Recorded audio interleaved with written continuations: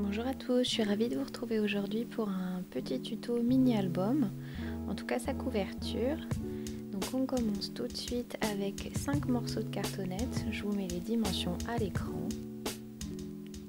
Cette cartonnette, je la recouvre de papier décor de la collection Mes Petits Ciseaux, la collection sous-bois. Donc pareil, je vous mets toutes les indications à l'écran. Là j'ai choisi d'utiliser la colle de reliure de chez F Déco parce qu'elle ne fait pas gondoler le papier et qu'elle fait super bien le job. Par contre, je choisis de l'étaler au pinceau pour être sûr d'avoir une répartition parfaite de la colle.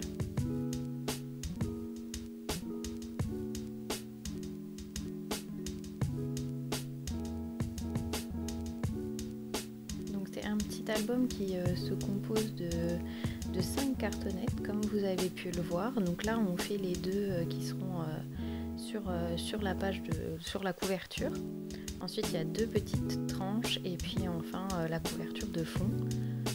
C'est un petit album qui va s'ouvrir en grand. Après pour l'intérieur j'ai prévu une reliure en U tout à fait classique et simple. Il n'y a que la couverture qui ici est un petit peu complexe. Donc du coup c'est pour ça que je vous fais surtout le tuto de cette couverture. Donc là on prend le morceau que j'ai appelé morceau numéro 1 qui fait 8 cm par 16. Ça je vous rappelle un petit peu les mesures si c'est passé trop vite.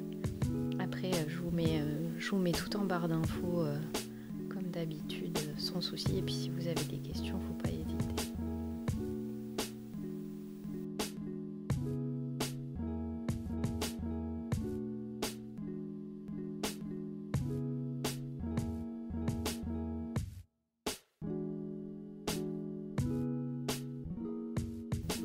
Sur mon papier, en tout cas pour celui à poids, et puis finalement je l'ai fait pour tous, je me suis tracé des repères. Donc j'ai fait un quadrillage à chaque fois à 2 cm du bord parce que je tenais à être sûre pour le papier à poids de coller mes cartonnettes parfaitement droites.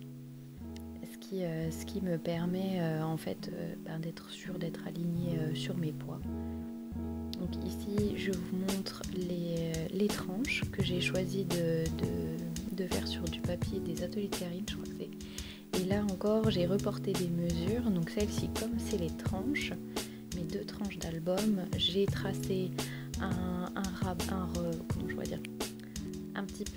mes 2 cm de rab qui vont aller se coller sur la partie de couverture. Ensuite j'ai laissé 5 mm de large pour le pli. Ensuite j'ai posé ma tranche. Donc celle-ci, la première, la petite cartonnette numéro 2 fait donc 3 cm. J'ai de nouveau laissé 0,5 et de nouveau laissé 2 cm de marge. À chaque fois en haut j'ai pris la même distance. J'ai pris 3 cm pour ces 2 tranches là, alors que pour les autres papiers de couverture j'ai pris 2 cm. Donc la seconde tranche qui est la cartonnette numéro 4, là par contre je l'ai faite de 3,5 puisque je me doutais bien que je n'arriverais pas à faire un mini qui ne soit pas trop dodu, on va dire. Donc du coup j'avais préféré me laisser un petit peu de rab pour pas me retrouver coincée avec un album qui écrase, une couverture en tout cas qui écrase l'intérieur de l'album. Donc je me suis laissé un petit peu plus de hauteur. Et puis comme ça au niveau de la fermeture avec le bouton, ça me laisse un petit peu de marge. Donc là c'est juste le papier en fait fait 5 mm de plus. Donc là on se retrouve avec la partie que je déteste. J'ai fait 2 cartonnettes d'avance, faire les coins. Donc définitivement, vous allez voir, j'ai essayé une méthode où j'ai essayé de vraiment bien travailler mes plis. Et pour la découpe, j'ai essayé donc en serrant mes plis comme vous pouvez le voir là. Le but étant de couper. J'ai eu du mal à couper. Je n'ai absolument pas réussi à cadrer cette étape. Donc j'ai décidé, puisque j'ai du mal j'aime les défis et je voulais absolument faire des jolis coins en papier, je vais, je pense, investir bientôt pour des petits outils magiques que j'ai pu voir dans plusieurs boutiques qui vont m'aider à faire ces fichus coins que définitivement je déteste. Je crois que c'est clair. Mais bon, je vais finir par y arriver. Donc là j'ai choisi pour aller vite et puis parce que je n'avais pas tellement envie de risquer de ramollir trop ma cartonnette de nouveau, parce qu'à chaque fois, entre chaque étape, faut bien laisser sécher quand on utilise de la colle. Donc là j'ai opté pour la formule impatience. J'ai utilisé du double face. Donc bon, après ça ne change rien. Par contre j'ai essayé d'utiliser du double face rouge, qui est du double face plutôt solide, non pas parce que j'ai peur que ça se décolle, mais c'était plus pour travailler vite. Et puis celui-là fait 5 mm, il est maniable. Parce que là, bien évidemment, le côté collage, c'est pas non plus archi important, puisque de toute façon, nos tranches vont venir, il y aura toute une partie du papier qui va venir reposer sur le papier de ce morceau de couverture en fait. C'est pour ça que je dis que la force du scotch n'est pas super importante. Là vous voyez, j'ai eu la bonne idée de me couper les ongles avant de filmer, ce qui n'était pas forcément très sensé, parce qu'après je n'arrive plus à attraper le scotch.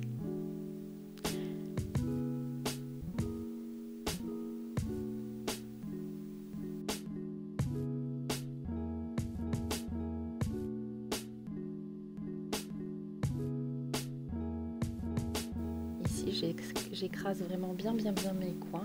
Donc il me reste à peu près grosso modo 2 mm de papier. C'est pour ça que je viens écraser mon coin avec le plivoire pour essayer de rentrer vraiment le plus possible ce petit morceau de papier. Alors comme vous le voyez, ils sont pas catastrophiques mes coins, mais c'est vrai que mon côté perfectionniste n'aime pas du tout ça.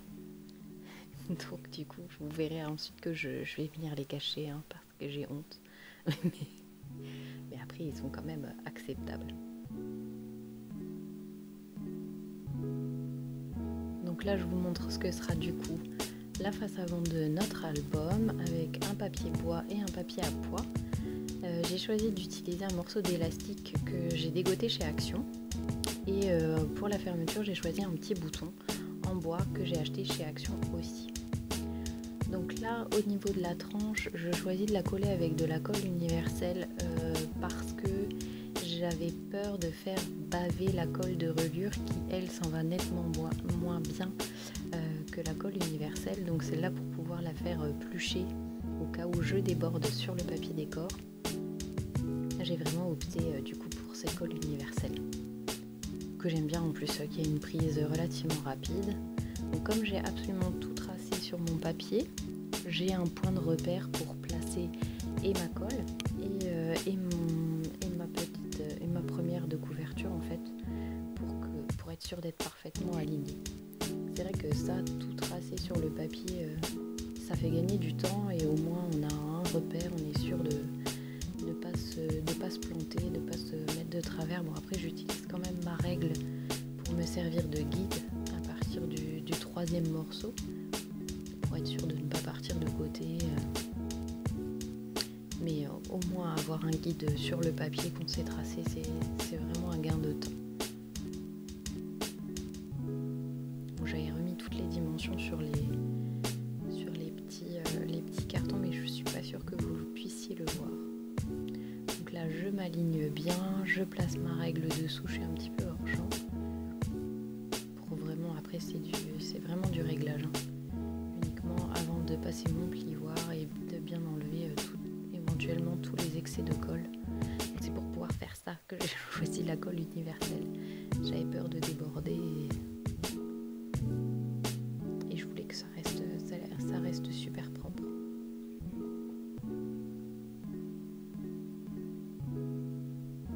Donc après c'est juste un jeu de patience pour bien étaler la colle comme toujours.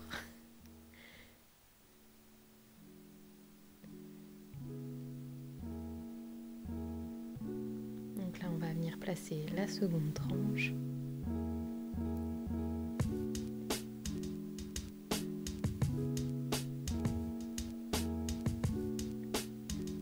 vous voyez avec le doigt, j'étale bien la colle pour éviter les petits boudins et que la colle file trop au premier coup de plioir et qu'elle soit déjà...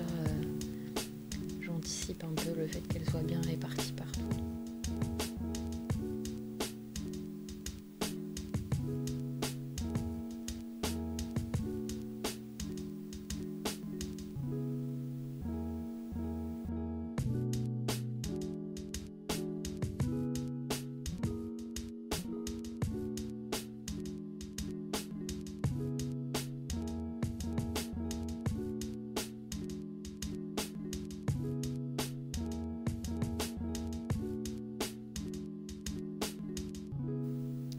Là, nous collons le dernier morceau de notre couverture, qui est le petit retour sur la face avant, sur lequel on va venir coudre ensuite notre bouton.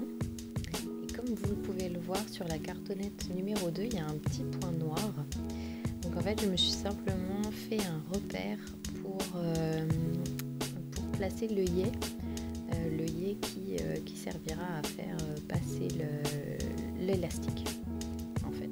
Alors vous verrez, j'oublie complètement ce petit trou et je colle le papier décor intérieur, mais ça change pas grand chose, sauf que je pourrais plus cacher, enfin je cacherai par un autre moyen, je collerai de nouveau un autre papier par au-dessus pour cacher mon élastique. Donc la couverture là, on est bien parti, il reste plus qu'une étape, l'étape intérieure. Et pour celle-ci, par contre, de nouveau, j'utilise la colle de relure qui, elle, va vraiment être beaucoup plus souple, sécher plus lentement et me permettre un vrai travail de marouflage, on va dire, pour marquer mes plis, ce genre de choses. Parce que là, voilà, il faut être le plus précis possible. Enfin, c'est pas tellement une histoire de précision, mais en tout cas, faut vraiment insister dans ces plis pour que l'album s'ouvre bien, se ferme bien, que le papier ne craque pas. Et la colle de relure, fait parfaitement le job.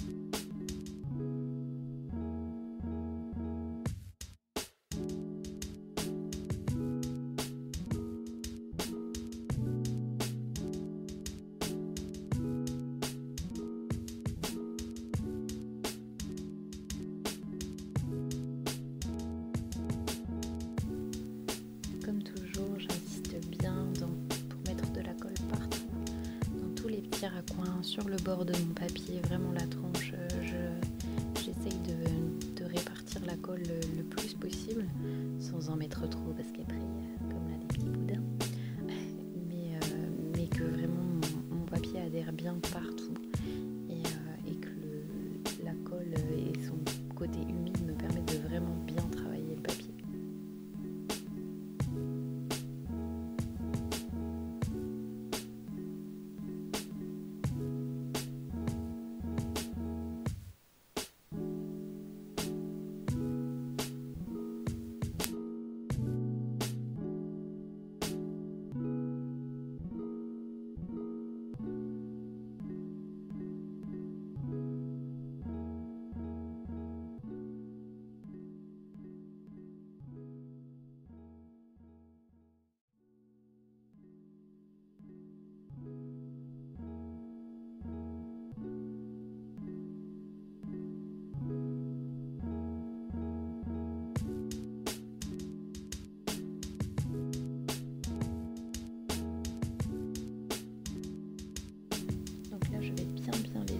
Avant de m'attaquer à la prochaine étape qui sera de coller ces deux petits les volets intérieurs en fait. Donc une fois que c'est bien sec et que je me suis avancée un petit peu en encollant la première tranche, je passe à la seconde. Donc là je mets de la colle partout et j'en mets aussi dans les plis, enfin le petit débord de 0,5 que je me suis laissé pour pouvoir façonner mes plis. Franchement 0,5 je trouve que c'est je suis désolée, le focus de ma caméra fait n'importe quoi. Je trouve que 0,5 c'est la bonne dimension. Je pense qu'on peut faire moins, mais moi j'aime assez avoir ce pli là, je trouve que ça me laisse de la place et mon papier ne craque pas, je l'enfonce pas trop, pour moi ça me convient vu l'épaisseur de ma cartonnette. Donc là comme vous le voyez, je commence par un pli, j'insiste bien avant de coller la totalité de mon papier. Je passe vraiment, je vais de l'intérieur vers l'extérieur sans appliquer mon papier directement à la cartonnette. Je prends le temps de vraiment bien former mes plis. Et puis je teste parce que je ne peux pas résister à l'envie de tester. Mais bien sûr, il faut laisser sécher avant de faire quoi que ce soit d'autre.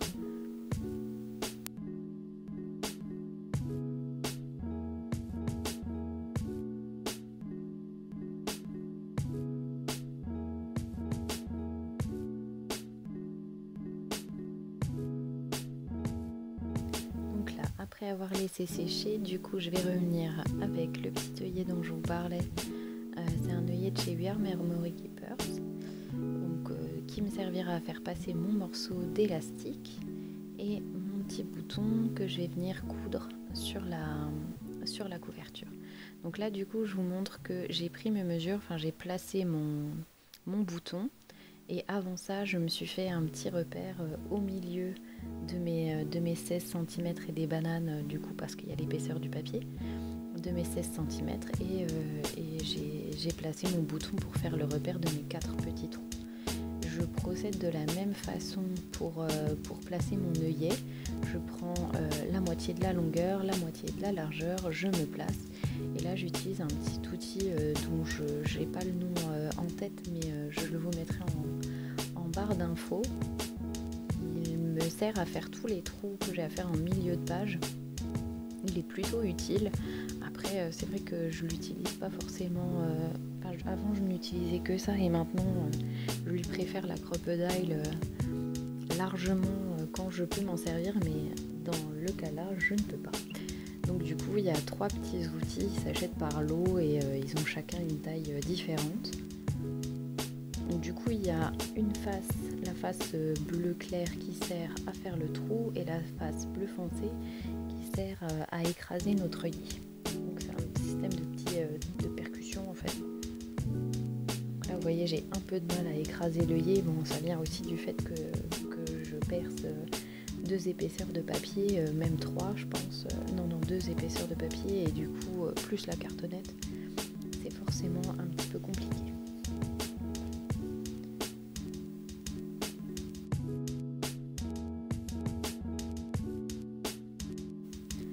Avec un petit poinçon, je viens ensuite percer ma couverture là où j'ai fait mes petits repères des boutons.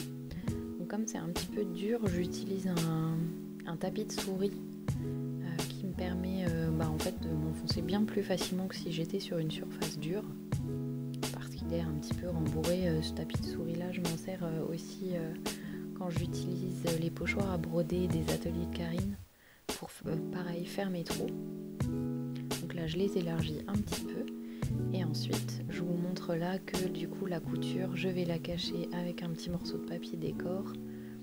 Et au départ, je prévoyais de cacher mon élastique avec ma tranche d'album, tout simplement, ma reliure en U. Mais finalement, je vais changer d'avis parce que ça aurait pas tenu. Il était bien trop lourd pour ne tenir que sur 2 cm.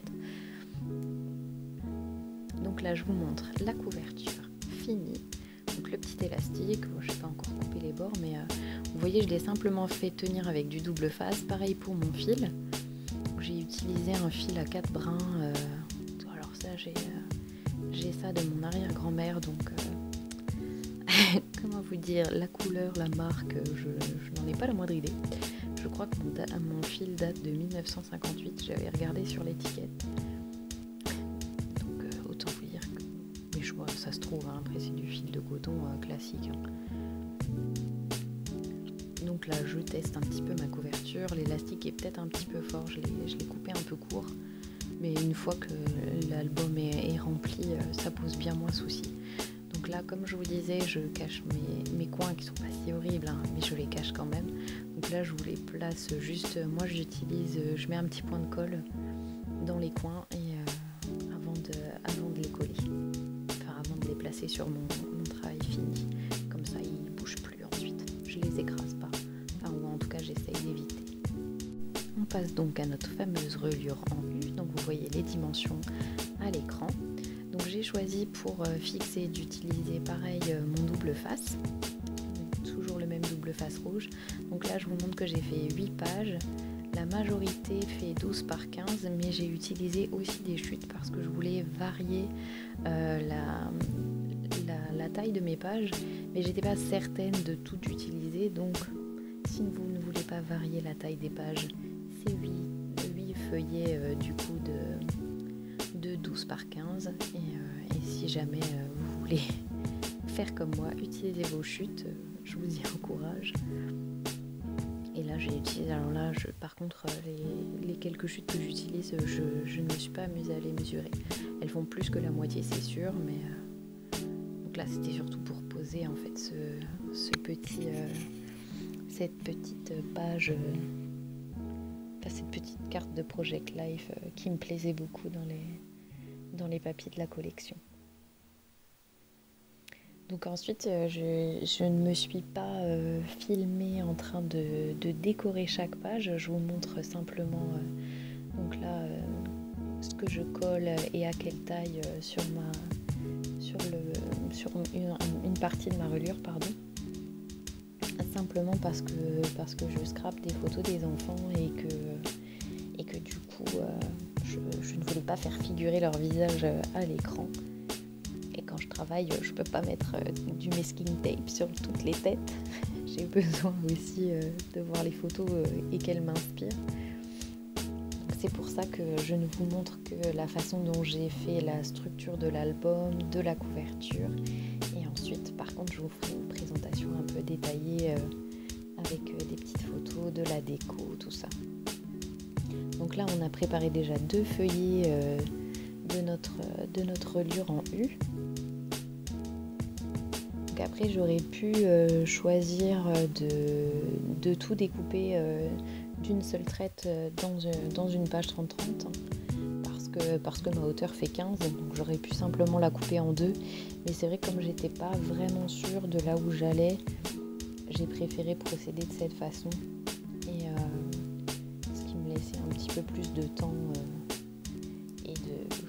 pour mettre au point mon processus créatif. Donc là, comme vous voyez, je laisse 2 bandes de scotch au milieu, simplement parce que ces scotch-là, je les ai posés pour pouvoir coller mes différents feuillets les uns sur les autres, comme une reliure UU classique. Donc là, toujours mon problème d'ongles, ils n'ont toujours pas repoussé.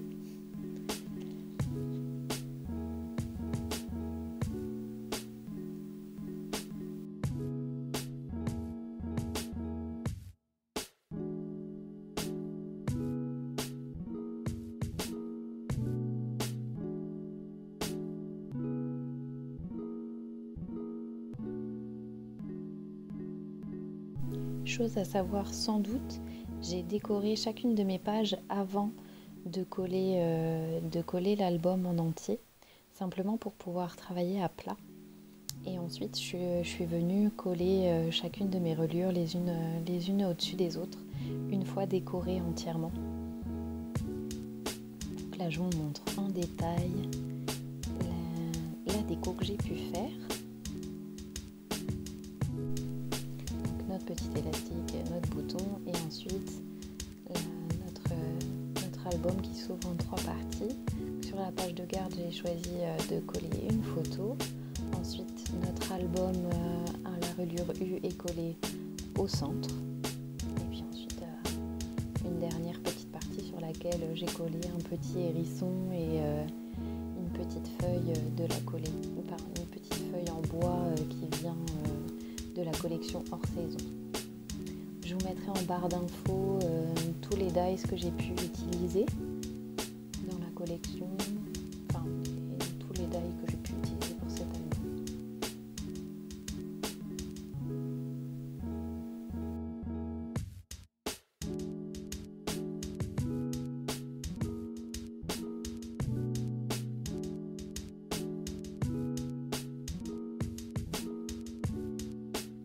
J'avais oublié de vous montrer ces petits hérissons trop choux et nos chardons lorrains.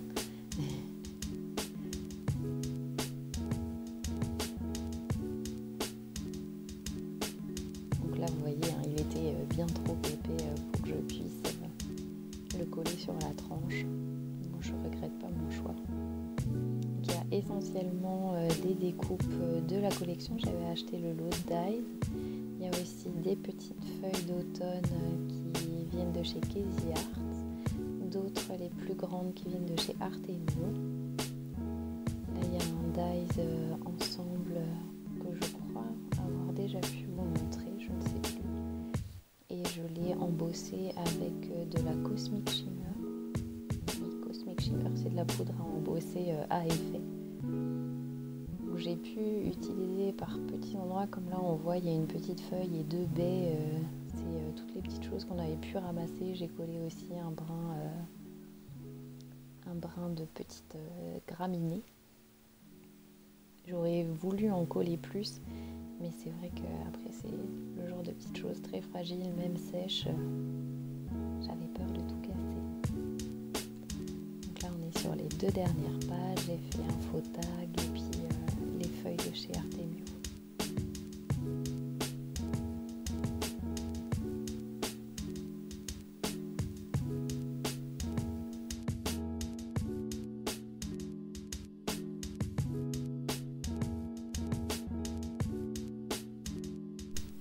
Il est maintenant temps pour moi de vous laisser.